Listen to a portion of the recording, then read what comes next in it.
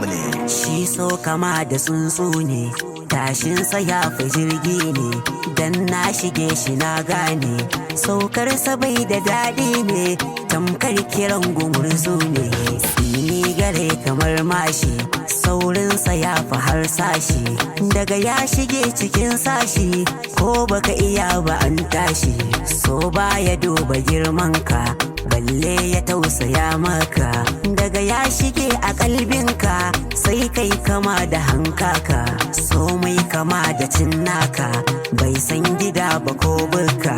Shi baya duba sunanka, balle ya duba halinka.